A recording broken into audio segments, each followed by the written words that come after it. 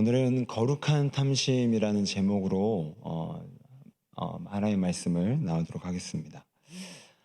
여러분, 우리가 세상을 살아가다 보면 연세가 드시면 드실수록 더 많이 느껴지는 것 중에 하나가 뭐냐면 참 세상이 덧없다, 소망이 없다, 만족이 없음을 어릴 때보다는 더 많은 이제 연륜 속에서 느끼실 겁니다. 그래서 어릴 때는 어른이 되면 참 세상이 더 좋아지겠지, 살만해지겠지라는 꿈을 꾸지만 아주 비참하게 그 모든 환상이 깨지게 되죠. 또 미혼일 때는 결혼하면 새로운 세상이 열리겠지, 더 행복해지겠지. 근데 여러분 살아보니까 어떠세요? 네, 말씀 안 하셔도 답이 나오는 것 같아요. 또한 돈 좀 모으면 뭐 세상 좀 행복해지지 않겠나? 그런데 막상 또 돈을 모아봐도 그렇지 않은 것 같아요. 그 얘기를 누가 했냐면 그 화면을 한번 보여주게 되면 우리 솔로몬이 전도서 5장 그 앞입니다. 성경 구절. 전도서 5장 11절에 제가 이렇게 얘기를 해요. 같이 한번 읽어볼까요? 시작. 그 소유주들은 눈으로 본 것 외에 무엇이 유익하랴. 그러니까 이게 무슨 말이냐면 재산이 많아져도 유익이 없다라는 거예요. 행복하지 않다라는 거예요. 재산이 많아지면 먹는 자들도 많아지나니. 그러니까 재산이 많아짐에 따라서 소비하는 이제 양도 많아지니까 그렇게 많이 못 모은다라는 거죠. 혹은 재산이 많아지니까 관리의 범위가 더 넓어지잖아요. 그러니까 스트레스가 있는 거예요. 그럼 관리도요 굉장히 스트레스입니다. 그러니까 여러분 없으셔서 잘 모르겠지만 이 자산가들은요 이것 때문에 밤잠을 못 자는 거예요. 이거 어떻게 투자해야 되지? 이거 놀면 안 되는데? 이렇게 놔두면 안 되는데? 그러니까 오늘 솔로몬이 그걸 얘기하는 겁니다. 재산이 많아지면 먹는 자, 그러니까 소비하는 자도 많아지고 관리의 범위도 넓어지다 보니까 뭐라고 얘기하죠? 눈으로 본 것 외에 무엇이 유익하랴. 그러니까 눈덩이처럼 이 많아지는 돈을 보면서 눈만 즐거운 거예요. 하나도 즐겁지 않고. 그러니까 무슨 말이죠? 돈으로도 만족이 안 되다라는 거예요. 여러분 스티븐 잡스가 죽을 때 뭐라고 마지막 유언을 했냐면 I'm sorry. 그러니까 미안해 가족들. 내가 못 챙겼구나. 여러분 그는 시대의 개혁가였습니다. 그러니까 IT계의 선구자였어요. 그러니까 세상을 바꿨습니다. 요즘 청년들은 이제 아이폰 신제품만 나오면 저는 경쟁률을 잘 모르긴 하지만 하여튼간 굉장한 경쟁률을 뚫고 이제 아이폰을 받아낼 정도로 정말 시대를 바꾼 사람이었어요. 그런데 그의 마지막 말은 땡큐 이것도 아니고 I'm happy 이것도 아니고 뭐라고 했죠? I'm sorry. 그러니까 너무 그의 인생은 그 삶이 만족이 없었다는 거죠. 여러분 자살, 우리 한국 사회를 보더라도 또 불면증 약, 이 소비량이 세계에서 압도적 1위입니다. 또한 술 판매량도 기하급수적으로 좀 올라가는 추세예요. 이건 뭘 얘기합니까? 이 세상이 너무 만족이 안 되니까 자살, 죽어서라도 세상과 멀어지고 싶은 거고, 또한 불면증 약을 먹고 잠들어서라도 이 세상과 멀어지고 싶은 거고, 또한 술 취해서 정신을 잃어서라도 이 세상과 멀어지고 싶은 겁니다. 왜요? 만족이 안 되는 거예요. 아무리 용을 쓰고 애를 써도 그 세상 버티기가 힘드니까 차라리 자살, 또한 불면증 약, 술을 통해서라도 이 세상을 잊고 싶은 겁니다. 여러분, 이게 바로 세상의 한계라는 거죠. 우리는 뭐 좀 되면, 뭐 좀 갖춰지면, 뭐 좀 이루어지면 행복할 거라는 굉장한 환상 가운데 살아가지만 솔로몬이나 스티븐 잡스나 정말 거물급 인사들은 이미 알아버린 거예요. 그렇게 갖춰도 그렇게 이뤄도 이 세상이 우리에게 줄 수 있는 만족은 한계가 분명히 있구나. 여러분 왜 우리는 그렇다면 그렇게 열심히 살고 정말 부지런히 살지만 왜 만족이 안 될까요? 우리 화면을 한 번 더 보여주시게 되면 C.S. 루이스라는 아주 우리 전 세계에서 유명한 우리 기독교 작가분 중에 한 명인데 이분이 이런 얘기를 했어요. 이 세계에서 결코 만족을 주지 못하는 어떤 갈망을 경험한다면 가장 타당한 설명은 내가 또 다른 세계를 위하여 만들어졌다는 것이다. 그럼 이게 무슨 말이냐면 내가 이 세상을 살 때 만족이 안 된다면 그 이유에 대해서 가장 타당한 설명을 내릴 수 있는 건 뭐냐면 내가 이 세상이 아니라 또 다른 세계를 위해서 만족될 수 있는 존재로 창조되었다는 겁니다. 그러니까 이 세상에서 아무리 용을 쓰고 애를 쓰고 갖추고 소유해도 만족이 없을 수밖에 없다는 거죠. 왜요? 우리는 이 세상에서 만족이 안 될 존재로 이미 디자인되었고, 우리는 또 다른 세계에 대해서만 만족될 수 있는 존재로 디자인되었기 때문에 이 세상에서는 아무리 용을 쓰고 애를 써도 만족이 안 된다는 거죠. 그렇다면 그 또 다른 세계가 어떤 세계겠습니까? 바로 신앙의 세계예요. 그 세계는 성경의 세계이고, 그 세계는 우리 현수막에 있는 것처럼 하나님의 나라, 하나님의 세계입니다. 이 세계에서만 만족을 누릴 수 있도록 창조되었기 때문에 이 세상의 것들로는 만족이 안 되는 게 당연하다는 거죠. 그러므로 오늘 우리가 이 땅을 살아가면서 진짜 진정한 만족을 누리기 위해서 필요한 게 뭡니까? 더욱더 하나님의 나라와 하나님의 세계와 하나님의 통치 원리 가운데 들어가고 그분의 임재에 가까워지고 그분과 닮아가는 것, 그것이 바로 우리에게 줄 수 있는 진정한 만족의 왕도가 거기 있다는 거예요. 자, 오늘 우리 설교 제목이 뭐였냐면 거룩한 탐심입니다. 거룩한 탐심.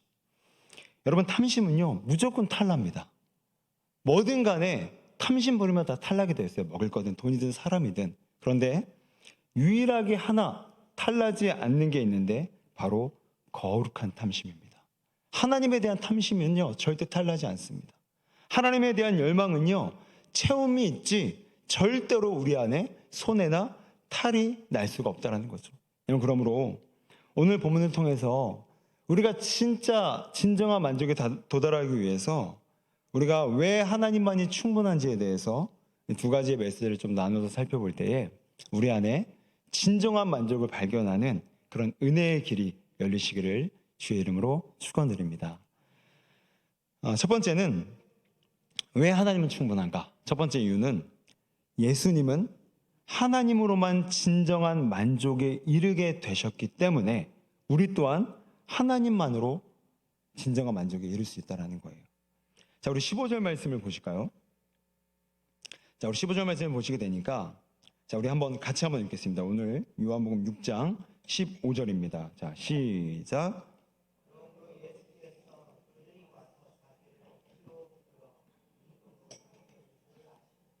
다시 혼자 산으로 떠나 가시니라. 자, 이 장면은 예수님께서 이제 오병이어의 기적을 베푸신 장면입니다. 그랬더니 사람들이 어떻게 합니까? 지금 예수님을 임금 삼으려고 억지로 붙들려는 거예요. 그러자 예수님께서 하셨던 행동이 그 모든 손길을 다 뿌리치고 혼자 산으로 올라가 버리십니다. 산으로 갔다는 건 하나님과의 이 기도의 교제를 통해서 하나님의 임재 안으로 들어가려고 했던 예수님의 행동이었어요. 여러분, 오늘 이 예수님의 행동이 의미하는 바가 뭡니까? 예수님은 오직 하나님 안에서만 만족이 있음을 아셨다는 거예요. 여러분, 사실 사람들이 예수님을 지금 임금 삼으려고 합니다. 그러니까 예수님 입장에서는 어떤 마음이겠어요? 족한 마음이 들죠.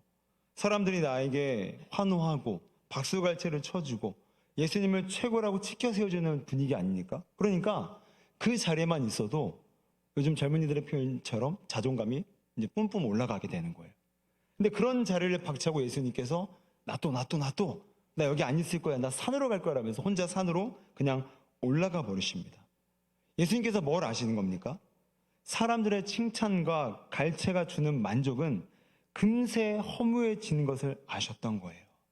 반짝이는 것 같지만 그 박수와 갈채와 환호성과 나를 향한 뜨거운 열망이 냄비 식듯이 식을 거라는 걸 알았기 때문에 여긴 진정한 만족이 없다 아셨기 때문에 그분은 하나님의 교제가 될 수 있는 산에 올라가 기도하러 그 자리를 뿌리쳤다라는 거죠.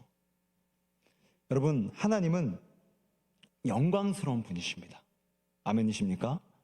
그분의 존재가 너무 탁월하고 뛰어나서 그분의 존재는 영광스럽다라는 표현밖에 달리 표현할 길이 없는 거예요. 자, 그런데 제가 지난번 설교할 기회가 있을 때도 말씀을 드렸는데 영광, 이 하나님은 영광스럽다 할 때 영광이 어떤 뜻이냐면 농도라는 뜻입니다. 농도. 혹시 기억나실 분이 있는지 모르겠어요. 농도. 여러분, 농도가 무슨 뜻이죠? 밀도. 그래서 이제 미세먼지 밀도가 높다, 뭐 미세먼지 농도가 낮다, 이제 이런 표현이에요. 그러니까 꽉 채워져 있으면 농도가 높은 것이고 이게 완전 비어져 있으면 농도가 낮은 거예요. 자, 그런데 하나님은 영광이 가득한 분이십니다. 자기의 영광만으로 온 세상을 환하게 비출 수 있는 탁월하고 뛰어난 영광스러운 존재인 거예요. 그러니까 하나님의 존재는요, 농도가 짙은 겁니다. 너무 그 존재적 밀도가 너무 높아서 그분의 선하심도 100%, 그분의 탁월하심도 100%, 그분의 지혜도 100%, 그분의 능력도 100%라는 거예요. 그게 바로 그분의 농도의 짙음입니다. 자, 그런데 반면에 우리는 어때요? 우리는 농도가 너무 얕아요. 너무너무 얕아요. 우리 예전에 그런 말 있었죠. 야, 쟤 진짜 질 떨어진다. 이 질이 바로 밀도, 농도를 가리키는 거예요. 그러니까 우리를 보십시오. 선하심 없어요. 능력 없어요. 성실 없어요. 그분은 능력과 선하심과 지혜가 100%인데 우리는 제로, 0%, 0%라는 거죠. 그러므로 우리가 이 땅을 살아가게 되면서 진정한 만족을 누릴 수 있는 그 왕도 하나는 뭐냐면 농도 100%의 하나님과 가까이 했을 때만 우리 안에 진정한 만족이 일어날 수 있다라는 거예요. 근데 예수님은 그걸 아셨던 거예요. 반짝이는 사람들의 갈채와 환호성과 박수가 지금은 좋은 것 같은데 유통기한이 짧은 거라. 이거 금방 소멸되겠구나. 이거 만족도 안 되겠구나. 아신 거예요. 그래서 당장은 고독하고 당장은 외롭고 당장은 나를 알아주는 사람이 없는 홀로 산으로 올라가 하나님과 교제한 그곳에 진정한 만족이 있음을 알았기 때문에 예수님은 이 휘황찬란한 스포트라이트가 펼쳐지는 이 자리를 포기하고 부인하고 진정한 만족이 있는 하나님의 임재의 자리, 그 고독하고 외로운 자리, 홀로 산의 자리로 올라가셨다라는 거죠. 사랑하는 성도 여러분, 여러분의 인생 가운데 진정한 만족이 있으시길 원하십니까? 원하시지 않나 봐요.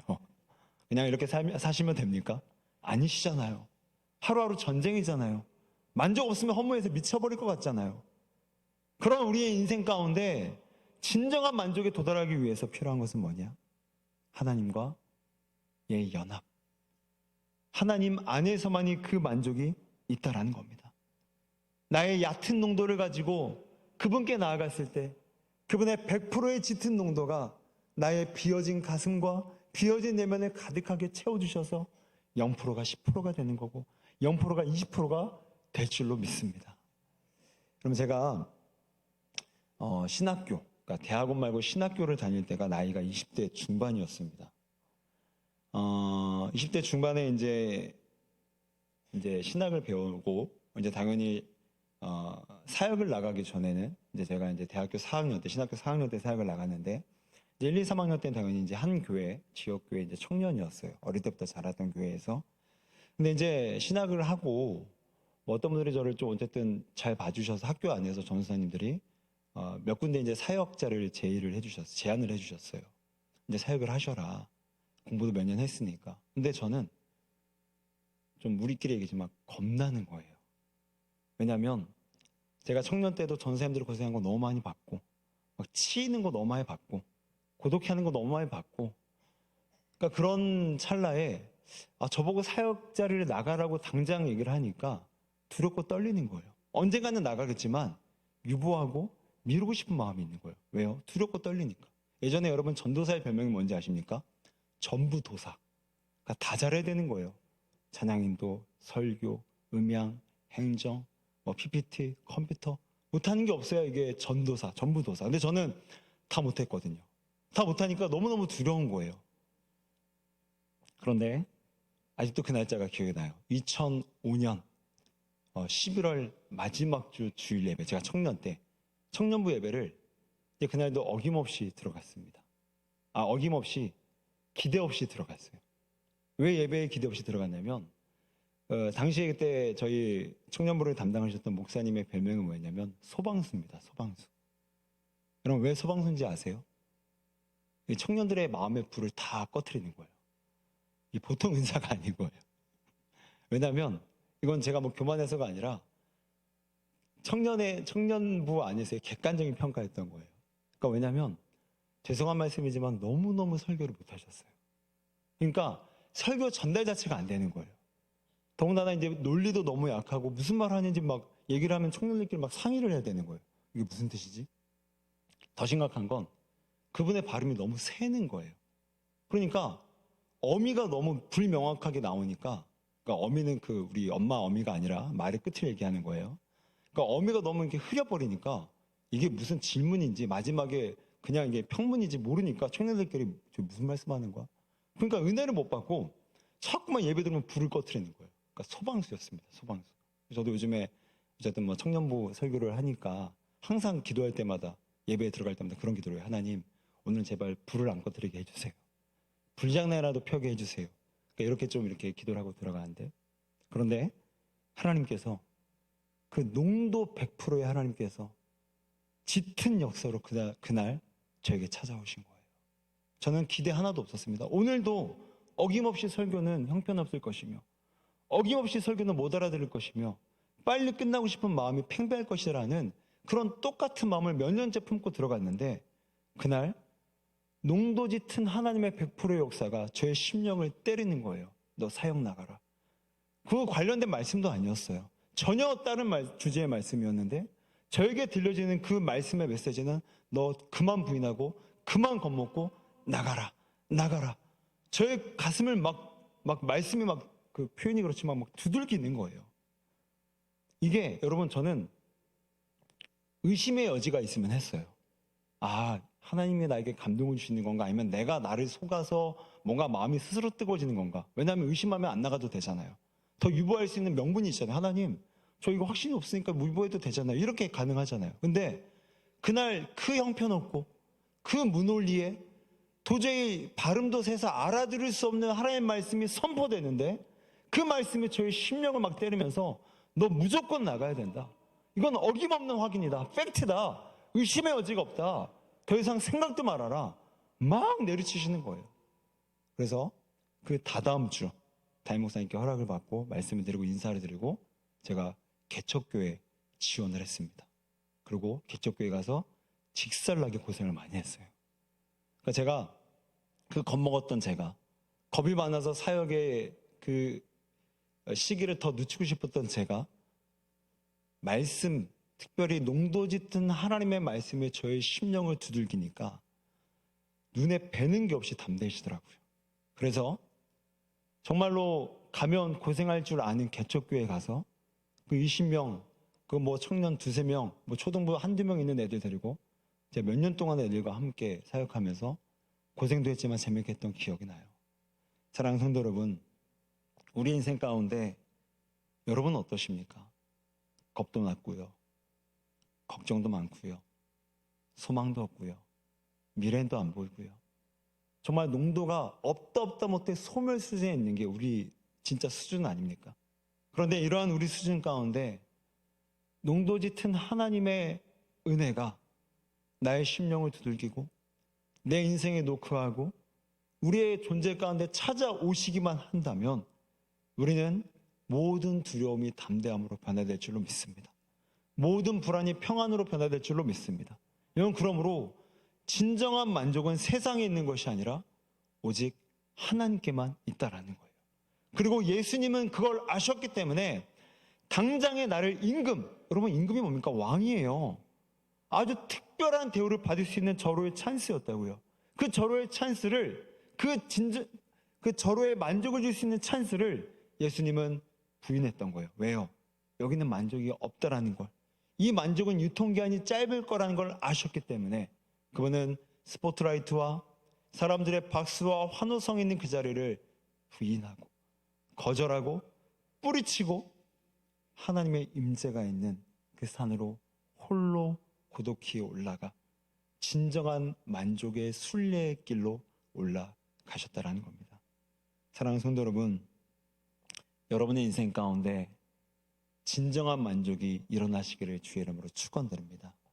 이를 위해서 우리에게 필요한 것은 세상에서 만족을 찾을 것이 아니라 하나님 안에서 만족을 찾으셔서 우리의 남겨진 모든 인생 가운데 하나님만이 주시는 만족으로 예수님처럼 하나님 곁으로 나아가는 우리 모두가 되시기를 주의 이름으로 축원드립니다. 그런가 하면 두 번째로, 왜 하나님은 충분한가? 하나님만이 우리가 가야 될 목적지에 다다르게 할 수 있기 때문에 하나님만으로 충분하다는 거예요. 여러분, 인간은 불충분한 존재입니다. 왜냐하면 목적을 잘 몰라요. 그래서 삶을 표류하고 방황합니다. 그리고 목적을 안다 한들 그 목적지에 다다를 수 있는 인내와 끈기와 오래 참음도 없는 게 인간입니다. 그런 의미에서 인간은 목적지도 못 찾고 목적지를 알아도 표류하고 방황하는 게 기본적인 인간의 기본값입니다. 그래서 인간은 불충분한 존재예요. 그런 반면에 하나님은 충분하십니다. 왜요? 하나님만이 우리의 목적을 명확히 하시고 하나님만이 우리의 그 목적지를 향해서 도달할 수 있도록 가장 잘 인도하실 수 있는 분이기 때문에 하나님만이 충분하시다라는 거예요. 자, 오늘 본문 19절을 보게 되니까, 자, 제자들은 이제 예수님은 이제 기도하러 산에 올라가시고 제자들은 이제 다른 건너편으로 가기 위해서 배를 탑니다. 근데 우리가 잘 아는 본문인 것처럼 막 파도가, 이제 이때 시간이 새벽 3시, 4시경이었거든요. 막 파도가 막 몰아치는 거예요. 그러니까 이제 완전 방향도 목적지도 완전히 다 보이지도 않고 너무 칠흑같이 어두운 밤이니까요. 완전히 그 목적과 나아가야 될 방향성을 다 잃어버린 상태인 겁니다. 표류하고 있는 거예요. 간신히 목숨만 붙잡고 있는 거예요. 그런데 오늘 19절에 보게 되니까 10리쯤을 노를 저어 가게 됩니다. 여러분, 굳이 오늘 성경이 심리를 기록한 의도가 뭘까요? 그냥 뭐 제자들이 표류하고 있었다, 방황하고 있었다 이렇게 표현해도 됐는데 굳이 왜 심리라는 구체적인 것들을 얘기를 할까요? 제가 이제 묵상했던 건 뭐냐면, 제자들 중에서는 유능한 뱃사람들이 있었어요. 그죠? 평생을 어부했던, 파도쯤은 몇 번이나 넘어갈 법한 그런 전문가 뱃사람들이 있었습니다. 그 제자들을 중심으로 이들은 4km 정도를 목적지는 잃어버렸지만 그 파도를 뚫고 간신히 전문가의 힘과 유능함과 지혜와 경험치를 다 끌고 와서 그들의 목숨만은 겨우겨우 간신히 붙잡고 있었던 그 상징이 바로 심리였습니다. 그러니까 여기서 본문이 말하는 심리는 인간이 낼 수 있는 최고의 지혜와 최고의 유능함과 최고의 전문적인 지식, 인간의 힘의 가장 한계치, 가장 최고점을 가리키는 게 바로 심리가 상징하는 거예요. 그런데 문제가 뭡니까? 이들은 심리를 이동하긴 했지만 그들은 행선지에 도달하지 못하고 있는 겁니다. 여러분, 아무리 열심히 발버둥 치고 열심히 살아도 목적지를 모르고 목적지에 가지 못하는 인생의 배는요, 많이 갔든 적든 간에 다 표류하고 있는 겁니다. 다 방황하고 있는 거예요. 그런데 이들은 딱 그런 상태인 거예요. 전문가가 있고요, 유능하고요, 바다 지식도 있고 파도를 어떻게 넘어간지도 알지만 문제는 심리를 갖든 오류를 갖든 이 심리를 갖든 이들은 표류하고 방황하고 있었다라는 거죠. 이게 바로 사람의 불충분함입니다. 아무리 엄청난 최고의 지혜를 발휘하고 전문가의 지식을 끌어오고 파도를 유능히 파악하고 그 파도를 넘어갈 수 있는 경험치도 있었지만 불충분한 거예요. 왜요? 목적지를 잃어버렸고 목적지에 나아가지 못하고 있기 때문에 이들은 방황하고 표류하고 있었기 때문에 인간은 불충분한 존재라는 것이 오늘 본문에서 인간을 가리키는 강조점이라는 거예요. 그런데 이렇게 방향을 잃었던 제자들, 표류하고 있었던 제자들이 순식간에 갑자기 목적지에 다다르게 됩니다. 21절을 보실까요?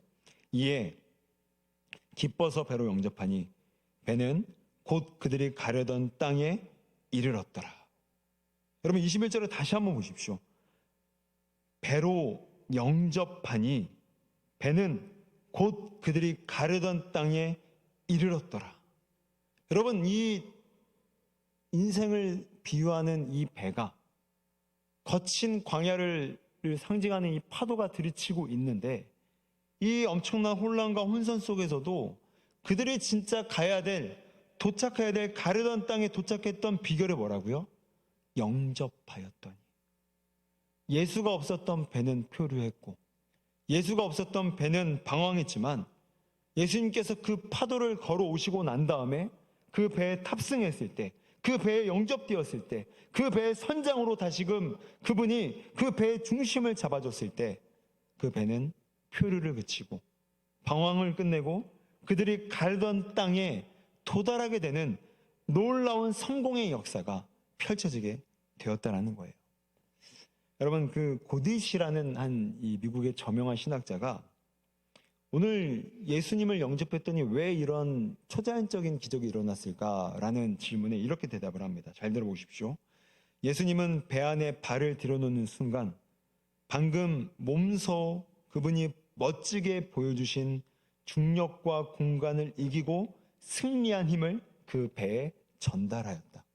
무슨 얘기냐면 예수님이 중력과 공간을 이기고 바다의 파도를 밟고 배 안으로 탑승하십니다.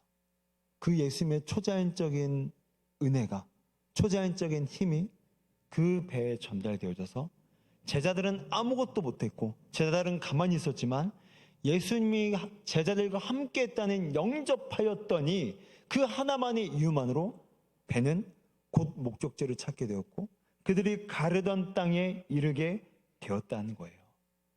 여러분, 그러므로 성공한 인생은 어떤 인생입니까? 예수님과 함께하는 인생입니다. 실패한 인생은 어떤 인생입니까? 예수님이 없는 인생입니다. 성공한 인생은 어떤 인생입니까? 돈이 많아도, 아니 돈이 적어도 예수님과 함께 있는 인생이에요. 실패한 인생은 어떤 인생입니까? 돈이 많아도 예수님이 없는 인생이라는 거예요. 오늘 제자들은 전문가였고 그들은 충분하다고 여겼으며 우리의 지혜와 우리의 경험치로는 이 따위의 파도 넘어갈 수 있을 거라고, 우리가 지금까지 그렇게 살아왔다라고 자신만만했습니다.